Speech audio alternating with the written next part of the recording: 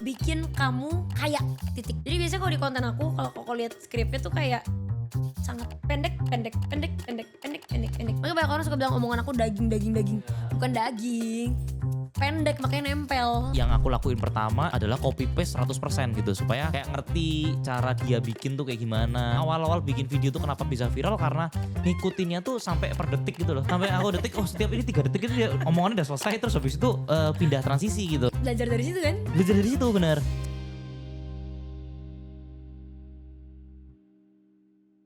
Sekarang project aku banyak banget.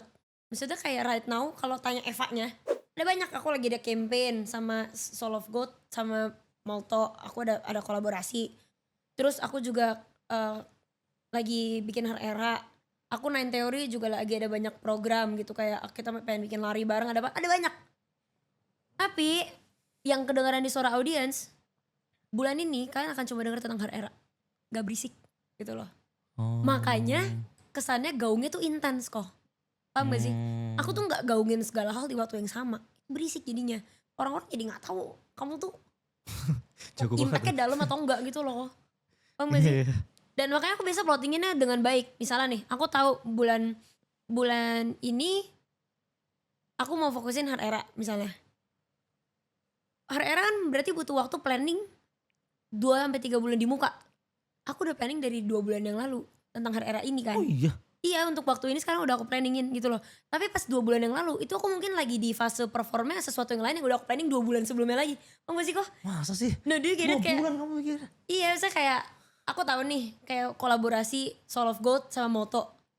Itu akan jedernya tuh misalnya awal bulan ini. Aku udah planning dari 2 bulan sebelumnya. Untuk ngejederinnya sekarang. Tapi di saat itu aku lagi ngejederin sesuatu yang terjadi 2 bulan sebelumnya. Paham gak sih? Iya, Jadi kayak aku tuh constantly dalam sehari-hari aku tuh working on something. Tapi untuk 2 bulan lagi. Yang sekarang Koko lihat, apa yang pun aku lagi upload di sosmed, itu udah lewat. Itu udah hasil dari udah aku kerjain 2 bulan yang lalu.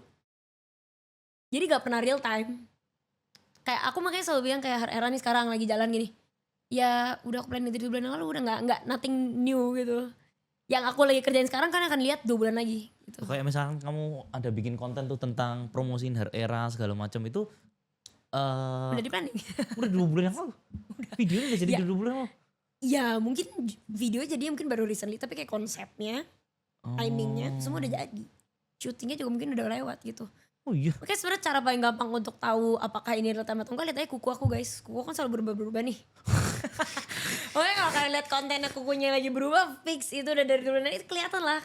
Kuku aku beda-beda warnanya terus di konten. Oh. Karena nggak pernah sama kan timingnya. Iya. Keren. Emang kok real time selama ini? Capek gak sih kok hidup real Real time? time. Gila. Wah gila banget. Aku gak bisa sih real time, aku capek banget. Iya. Capek banget. Loh, Pak, kalau misalkan kamu nge-manage budgetnya gimana sih, Pak? Misalkan nih mungkin karena kamu kan sekarang posisinya itu sudah punya kerjaan ya. Tapi as a bisnis, as a content creator buat teman-teman juga yang mungkin fokusnya dulu ngelukis terus fokusnya adalah konten, dia mau bikin project yang kayak kamu nih, kayak bikin rekor muri, terus habis itu planning kayak bikin kertasnya banyak, terus habis itu kemana-mana. Itu kamu budgetinnya tuh berapa sih? Apa kayak kamu dari endorsement misalkan setiap bulan dapat berapa? Contoh deh, kamu ceritain dulu deh, kalau dulu dapat itu berapa? Abis itu kamu budgetinnya berapa sih untuk bisa bikin campaign seperti itu gitu? Budget aku ya, yang muri. Terserah, maksudnya kayak kamu kasih contoh lah, kayak kamu apapun lah yang kira-kira yang campaign yang kamu bikin yang paling gong menurut kamu tuh apa, terus cara ngebudgetin kamu itu gimana gitu? Jujur aku ngebedain sih kalau misalnya project aku as a creator Heeh. sama project as a business Oh. gitu. Kalau project aku sebagai kreator ada beberapa sih yang aku pernah bikin. Contohnya kayak aku pernah bikin rekor muri. Ya, terus aku juga pernah bikin maksudnya kayak gathering kecil antara kayak aku dan follower aku gitu. Tapi biasanya kecil loh modalnya. Kalau event yang aku bikin sebagai kreator, project yang aku bikin sebagai kreator tuh kecil. Kecil malah. Kecil ya karena kayak aku selalu in the process tuh selalu nanya audiens sih sering. Bahkan setiap kali aku sebelum bikin event aku tanya dulu, karena lebih suka di Zoom apa di Google Meet. Sesimpel itu aja aku tanya mereka gitu loh. Paham gak sih? Jadi aku benar-benar ketika aku melaksanakan sesuatu, aku udah tahu ini outcome-nya tuh kalau bisa segong maksimal tapi dengan effort paling minimal. Aku lagi di aku udah di fase dimana kalau misalnya bisa dengan bare minimum kenapa enggak? Aku nggak mau terlalu kosmetiknya terlalu Mmm. banyak. Itu kalau project aku sebagai kreator ya. Minimal banget. Minimum tuh misalkan, dari pendapatan kita spare berapa sih gitu? As a content creator ya mungkin, ya contohnya kayak aku gini lah, misalkan aku gini dapetnya itu kan sebenarnya dari endorsement, dari Oh, AdSense itu kan sebenarnya kecil lah karena nggak pernah fokus untuk di sana gitu loh. iya iya Karena kan, iya. end goals-nya aku kan ada jualan-jualan yang lain gitu loh. Oh, oke Nah, oke oke. as a content pribadi kalau dapat AdSense terus dapat endorsement, nah itu kita harus nge-spare berapa sih Va sebenarnya buat Buat ini nge-develop gitu? konten sendiri ya? Iya, nge-develop konten gitu. Kayak untuk aku, it depends ya, setiap setiap content creator kan niche beda-beda. Mungkin Mhm. kalau misalnya content creator masak, mungkin mereka akan kepikiran untuk upgrade dapur, mereka kan Iya upgrade iya, alat-alat benar masak benar. gitu. Kalau untuk aku personally karena konten aku mostly talking head, ya nggak gitu banyak sih yang aku investasikan. Kalau dulu mungkin art supplies yang aku investasikan gitu loh, art Berapa supply persen, aku. Wah? Mmm, untungnya nggak banyak sih Nggak kok, banyak ya? lima untungnya persen nggak pun nggak banyak, apa?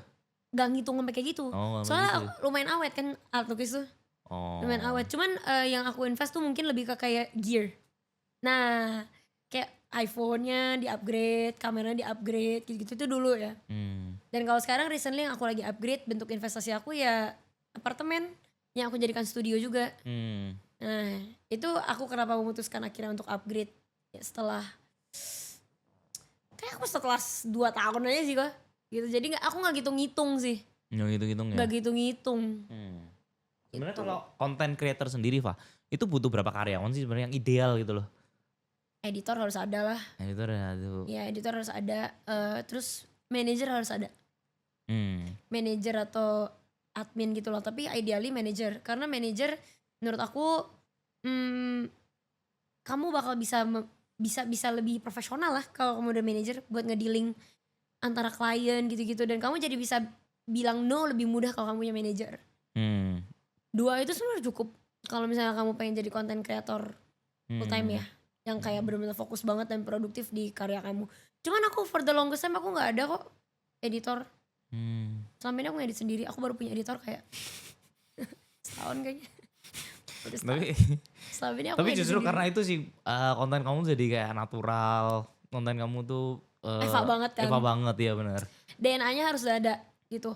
Jangan punya editor kalau kalian belum punya DNA kalian sendiri.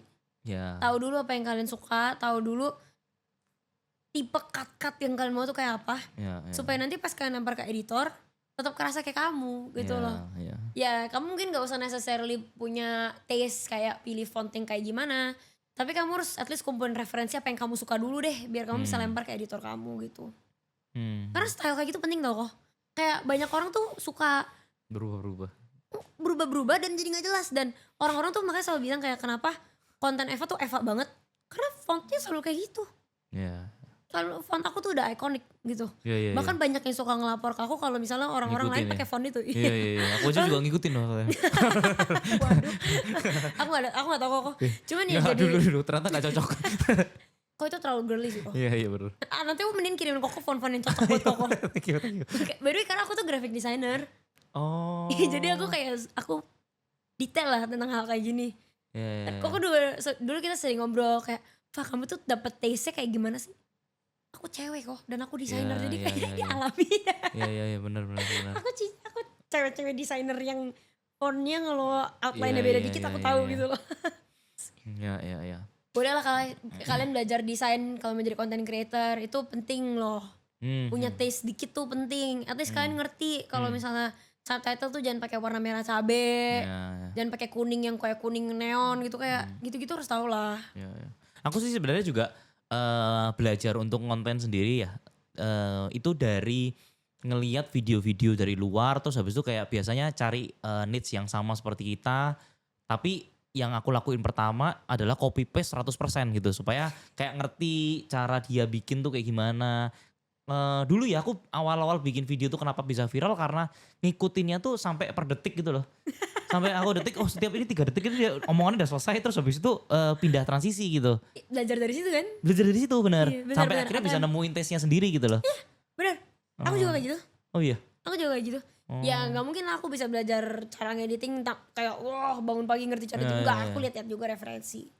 Dan ternyata bikin kayak Eva tuh susah loh. Dulu aku selalu pernah ngikutin. Susah loh. Ternyata walaupun itu akhirnya orang bisa nonton sampai habis karena cobanya kalian cutin per detik-detik ya. Iya, orang-orang tuh nggak sadar Nggak sadar emoji loh. yang kita taruh tuh Iya. strategis gitu loh. Iya benar benar Kenapa benar. ada emoji muncul setelah katanya muncul? Itu keputusan yang kita buat. Iya iya iya. Iya, Kenapa iya. ada sound effect ding? Iya benar benar benar. Kalau perhatiin. Karena aku copy paste Eva jadi aku sampai tahu. Gila ini editannya tuh Detailnya rapat sekali loh. Rapat rapat sekali. Kasih loh. Rapat. Akhirnya pertama kali aku dapat apresiasi terhadap betapa detailnya konten talking head aku loh. Iya, karena kalau kalian nyontek baru kalian tuh sadar, bener-bener Nah, tahu. Terus coba banget nih kalau kalian pengen tahu betapa actually detailnya aku, kalian coba rilis skrip aku deh. Kalian akan sadar per kalimat aku nggak pernah nyebutin lebih daripada 5 kata. Oh iya. Iya. Itu aku tahu. Coba transkrip nih. Oh. Dan aku nggak pernah pakai kata yang merumit. Itu di dua kali dalam satu kalimat. Misalnya aku nggak pernah pakai kata misalnya kayak menghubungkan konklusi, nggak pernah. Menghubungkan konklusi. Atau enggak menjadikan konklusi konkret. Itu kata berat banget. Oh. Itu aku kalau jadi kayak mesin copywriter tuh, kayak aku pas lihat skrip, seret langsung gue ganti gitu. Secara natural juga nggak akan pernah keluar dari mulut aku. Itu bedanya jam terbang, bener guys. Ah, benar benar. Itu jam terbang banget. Aku coba ngajarin itu ke orang-orang, kagak bisa weh. Karena mereka harus copy paste bener deh. Coba copy paste. Lu coba deh. Bener bener. Copywriting tuh sesuatu kayak kita Iya. tuh tahu kalau misalnya kita bilang hooknya yang kayak cewek mahal itu bukan artinya sebuah perempuan yang dada, itu bukan hook yang bagus. Hancang kali. Iya. Aku kalau bikin hook, ini cewek mahal, ini bukan cewek mahal. Iya. Simple Nice, gitu. nice. Nah itu alami. Itu harus jam terbang punya. Pelajarin banyak orang punya hook. Terus ngelihat sendiri data kamu bagusnya berapa detik gitu. Aku dulu pernah kok bikin kayak konten yang kayak badannya sama tapi hooknya aku bedain 3 biji terus aku upload 3-3-nya. 1 2 juta, 1 200.000, 1 2.000. Iya, iya. Cuma di hook. Nah kayak gitu-gitu lah. Tapi ini aku menarik loh, Pak. Jadi kamu bikinnya setiap potongan itu maksimal 5 kata ya? Iya. Kenapa 5 kata? Karena Ada apa di dari- 5 kata itu? Aku udah coba cek dari trial dan error aku sendiri. Lebih dari 5 kata aku sendiri yang dengar kayak ih berat banget dan dan hasil datanya yang tunjukin terlalu berat gitu buat orang-orang kayak Oh. buat mereka actually Jadi per 5 proses. kata harus ada transisi majuin atau mundurin gitu-gitu ya? entah koma. Misalnya kata-katanya kayak gini nih. Misalnya aku kasih kamu contoh. Misalnya aku kasih kamu contoh koma. Another line, paham gak sih? Aku bikin kamu kaya, titik. Aku gak bakal, misalnya aku kasih kamu contoh, aku bakal kasih kamu 1000 dada panjang buat aku. Jadi biasanya kalau di konten aku, kalau koko lihat skripnya tuh kayak sangat pendek gitu. Iya, Jadi iya, kayak muncul style ngomongnya juga sebenarnya dari situ gitu loh. Makanya banyak orang suka bilang omongan aku daging. Iya, Bukan iya, daging. iya, iya, Pendek makanya nempel gitu loh. Ah, Per ininya. iya, iya. Aku gak pernah cerita ini loh. Iya, iya, iya, iya. Ini kayak rahasia-rahasia iya, dapur yang rahasia aku dapur. lakukan pas aku scripting. Bener, bener, bener. Enter. Dan ini yang paling penting loh sebenarnya teman-teman. Ini justru aku ngelihat ya, aku bahkan pelajarin kalau teman-teman sering buat video, apalagi kayak video panjang tentang YouTube, itu secara tanpa sadar kalian itu sering mengulangi kata-kata yang sama artinya. Aku udah cerita nih tentang YouTube. Oh, Aku baru mulai YouTube 6 bulan yang lalu. ya. Tapi oke, aktifnya literally baru 1 bulanan lah. 2 bulan, 1,5 bulanan lah. Hah. Video pertama aku Hah. udah hampir 1 juta views. Oh, Tau gak video ngapain gue? Oh. Video cuman satu video. Aku shoot pakai iPhone aku. Aku cuma ngomong. Terus aku taruh subtitle. Orang-orang pikir itu video low effort. Itu video high effort weh. oh. Kalian gak tahu aku pikirin per segmen tuh serapi apa gitu loh. Oh iya. Kelihatannya low effort tapi coba kalian transkrip ya. Iya, iya. Lihat nonton video itu judulnya tutorial percaya diri paling realistis. Terus kamu coba jadiin transkrip. Itu rapet banget bahasan aku. Sampai 3 menit pertama itu rapet banget. Sampai pala aku aja panas ngomongin hal kayak itu. Karena itu serapet itu. Ya Itu kamu baca atau kamu ngomong biasa? ngomong biasa. Aku Ngomong ngomong biasa biasa? tapi aku udah aku script dulu kayak topik-topiknya dikit gitu loh. Oh. Semuanya udah aku strukturin videonya gitu, tapi jadi padat banget. Kayak konsepnya tuh padat, aku kayak menulis bener-bener intensely gitu loh. Makanya skripnya padat. Wow. Makanya kalau aku Oh. clipping gampang juga gitu.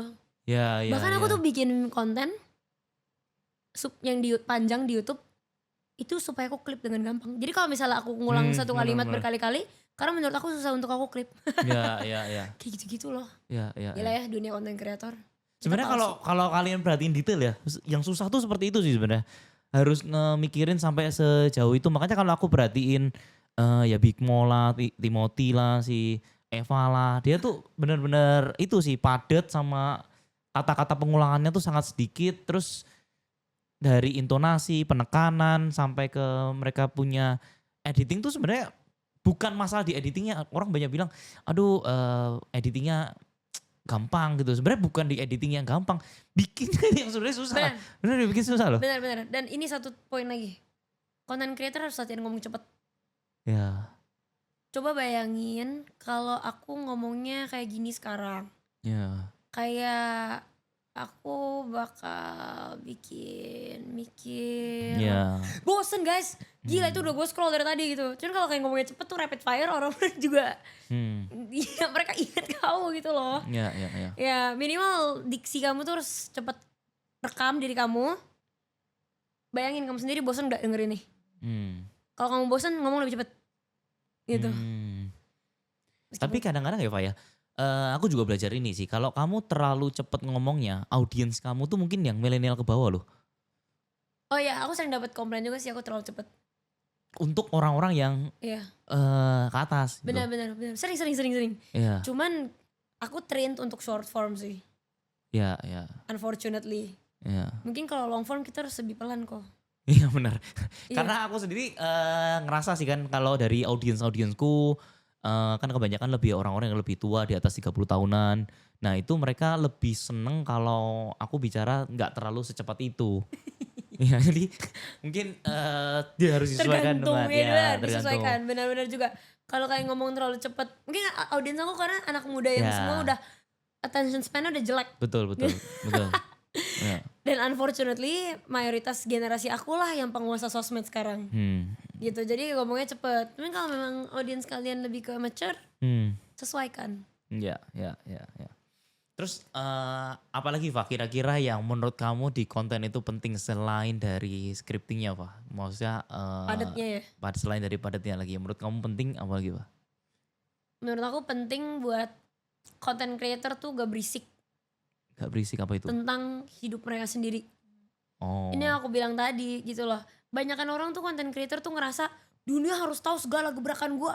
Dunia harus tahu pendapat gue terhadap makanan ini, terhadap kalau gue lagi liburan semua orang harus tahu tempat yang gue pergi liburan kemana aja. Ya. Guys, gak ada yang peduli. Gak ada yang peduli kamu lagi makan sama keluarga. Gak ada yang peduli kamu lagi makan sambal terus menurut kamu enak. Belum ada yang peduli. Kamu harus jadi content creator yang lumayan nempel dan orang-orang cukup kenal kamu untuk pengen tahu pendapat kamu di hal-hal lain. Iya benar. Iya, itu yang terjadi kok. Kok Fa konten gue udah bagus, tapi aku lihat konten deh. Oke nih bagus nih kontennya nih, misalnya dia bahas self development juga gitu. Atau bahas finance. Terus tiba-tiba liburan keluarga, terus itu foto anak-anak dia. Terus tiba-tiba dia upload resep masak. Habis itu dia me time, Iya. vlog, finance. Me time, vlog. Ya. Orang-orang kan baru follow kamu nih. Mereka tuh ketika mereka follow kamu, mereka tuh menitipkan trust mereka untuk melihat konten dengan kualitas yang sama dari konten yang pertama kali mereka lihat kamu di feed. Mereka lihat konten aku ngomel di feed.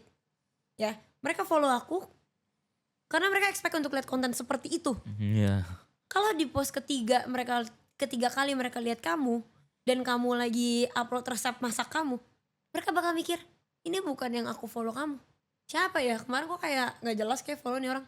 Follow. Sampai itu dan nempel. Dan kamu baru boleh afford untuk nunjukin hidup kamu yang lain.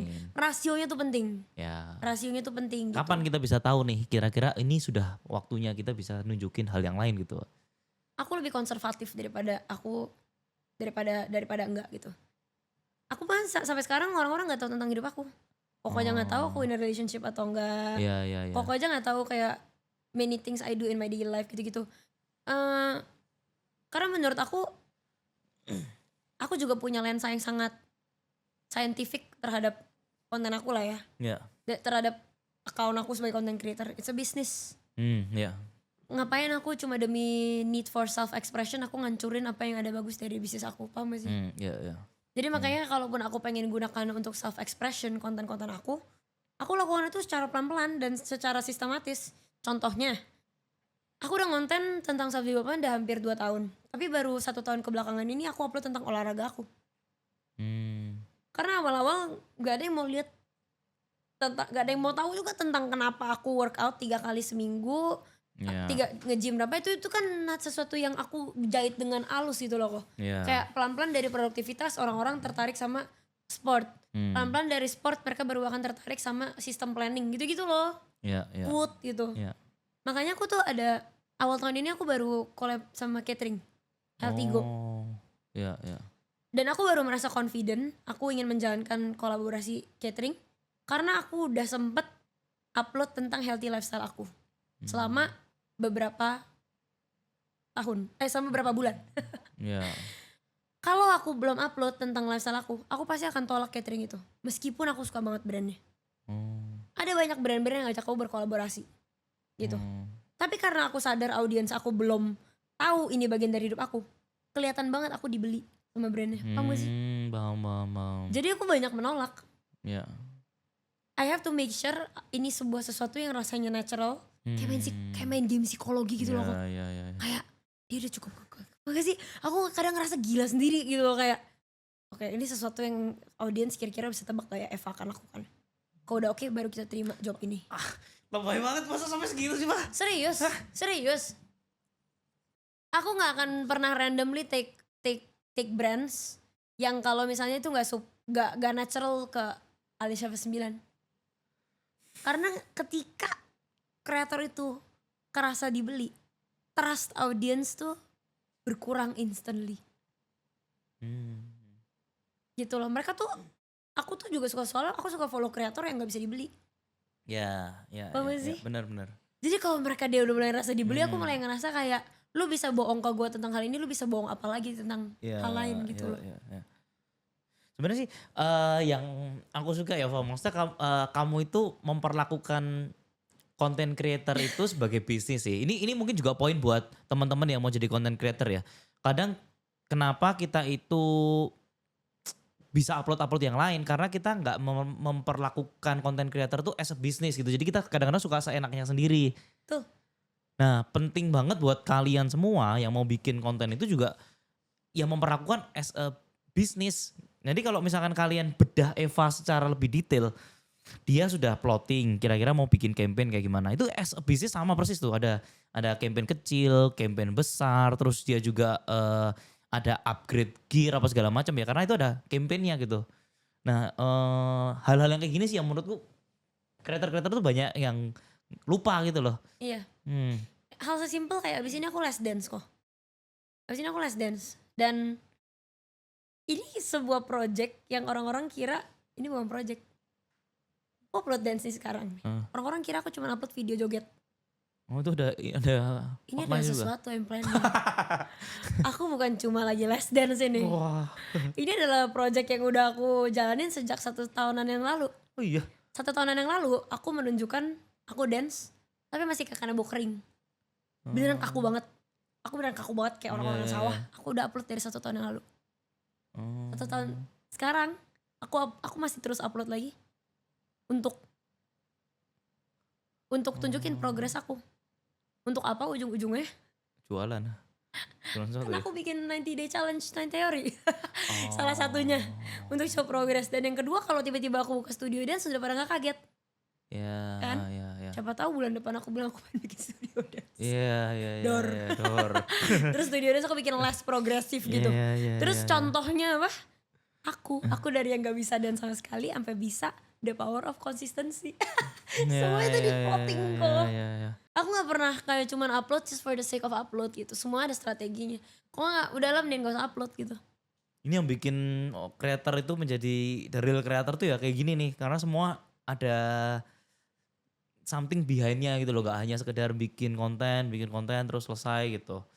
Ya, nice sih. Semoga ya, Nice. kalau aku juga masih belajar sih jujur aja. Cuman Nice. kayak setelah 5 tahun aku tuh baru sadar kayak oh ternyata hidup orang-orang tuh semua juga diplotting weh. Ya. Gak ada yang senatural itu. Ya, Ini semua hanya create ya. it's a business. Keren.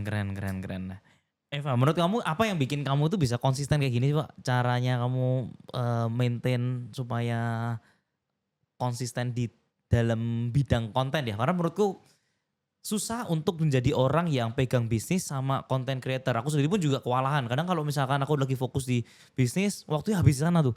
Aku juga katanya kok. berkurang. Oh gitu. Aku maksudnya makanya aku bilang ketika aku di dunia konten ya bisnis aku terbengkalai.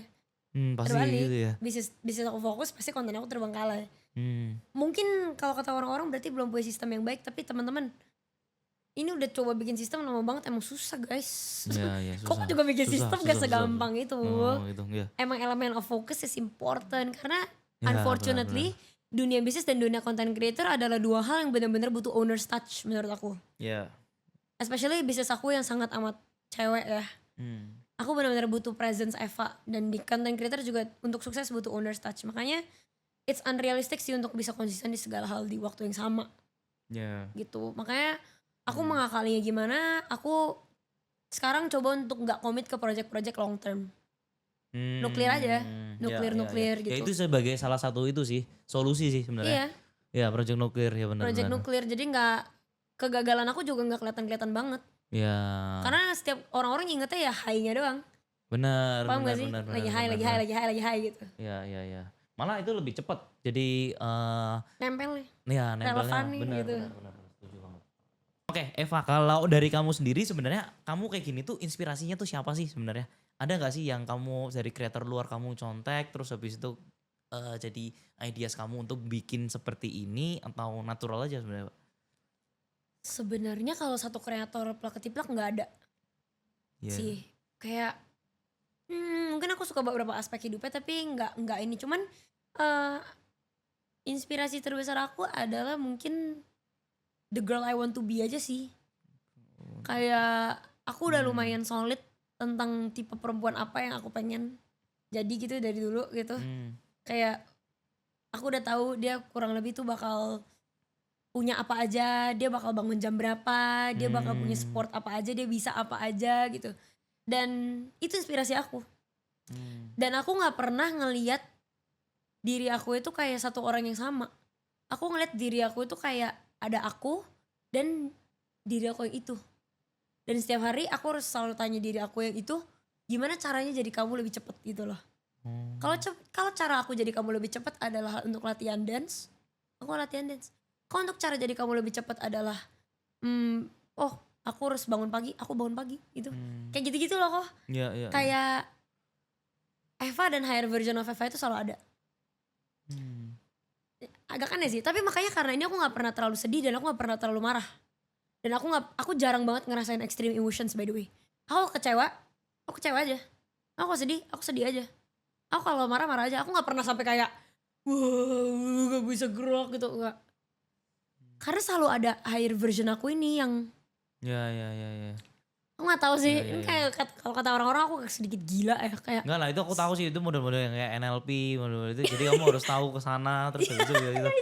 Ya, susah dijelasin sih, mungkin teman-teman Iya. aku harus panggil pakarnya ke sini. Kok udah ngerti, kok udah ngerti. Maksudnya you know right, yang kayak lu udah gak bisa ditarik terlalu ekstrim lagi. Ya, karena ya. lu tahu kayak ya ada yang ya tau lah. Ini kayak NLP stuff.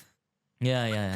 Karena itu penting loh, jadi kita harus tahu dulu kita mau kemana, jadi kita kadang bisa kayak tanya ke dia, kita harus ngapain. Iya. Ya, saya relate, saya juga tahu. Ngerti kan? Ya, Soalnya tahu. aku tahu kalau Anthony juga bukan tipe yang galau dan Ya, down under gitu, ya. enggak. Benar. Beliau selalu positif mindset. Iya. Makanya kita bikin jurnal positif dulu. Iya. Iya betul.